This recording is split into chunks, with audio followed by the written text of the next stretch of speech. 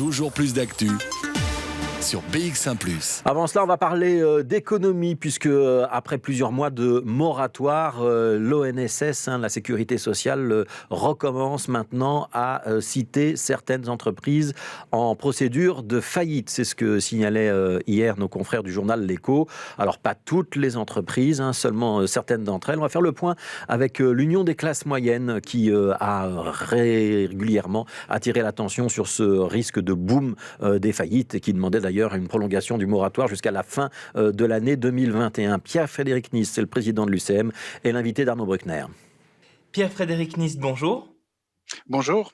Donc si on vous contacte aujourd'hui, c'est parce qu'on le voit, l'ONSS recommence à citer des entreprises en faillite. Mais attention, et c'est là qu'il faut être très précis, c'est des cas précis d'entreprises qui recommencent à être citées pour l'instant.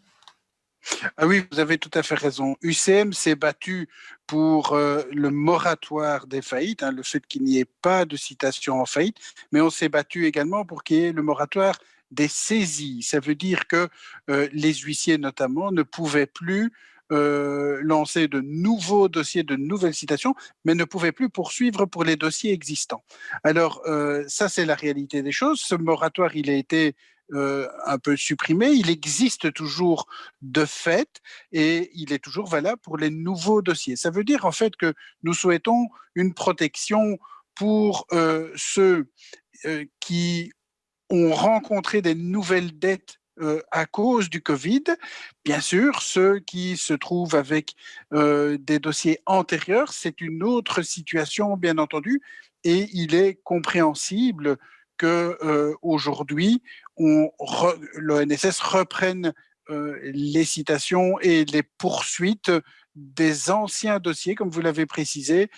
C'est vraiment à ne pas confondre avec les nouveaux dossiers apparus pendant la crise, bien entendu.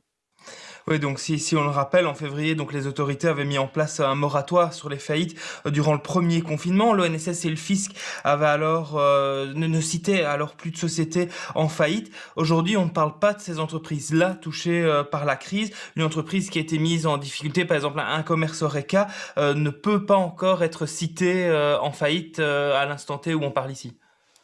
Non, et c'est logique en fait. Vous rendez compte qu'il serait contradictoire, bien entendu, que l'État aide, notamment via des droits passerelles doubles pour l'ORECA, que d'une part l'État aide les indépendants, les PME, et soit le premier à les enterrer entre guillemets.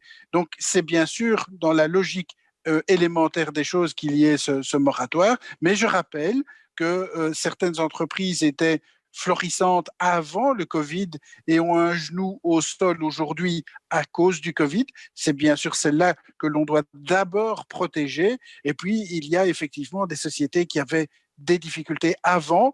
Je n'ai pas dit qu'on ne devait pas les aider, certainement pas, mais je veux dire, ce n'est pas la même chose. Ce sont des dettes d'il y a plus longtemps qui étaient déjà là avant le Covid. Donc, il faut vraiment faire la part des choses. Et donc justement, ces entreprises qui étaient déjà en difficulté avant la crise, au niveau de l'UCM, ça ne pose pas de problème, ou en tout cas, c'est normal qu'on puisse reprendre doucement à partir des jours ici une série de cessations en faillite. Oui, notre souhait était bien sûr d'aider tout le monde, que les choses soient bien claires. D'un autre côté, je ne sais pas si on peut dire que c'est souhaitable ou quoi, c'est compréhensible. Je pense qu'on doit vraiment faire la part des choses, bien évidemment, et nous souhaitons aider le plus grand nombre, bien entendu, mais nous souhaitons aider ceux qui peuvent aussi s'en sortir. Soyons relativement clairs à ce niveau-là, quoi. Selon vous, quand est-ce que il sera pas souhaitable, mais quand est-ce que la situation permettra finalement de lever l'entièreté de ce moratoire?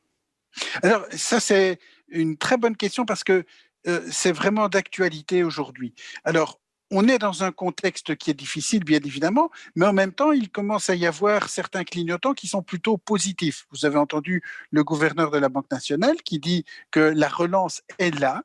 Hein, les signaux sont au rendez-vous, donc peut-être que les dégâts seront limités. Il a dit que les faillites seraient sans doute moins nombreuses que prévu.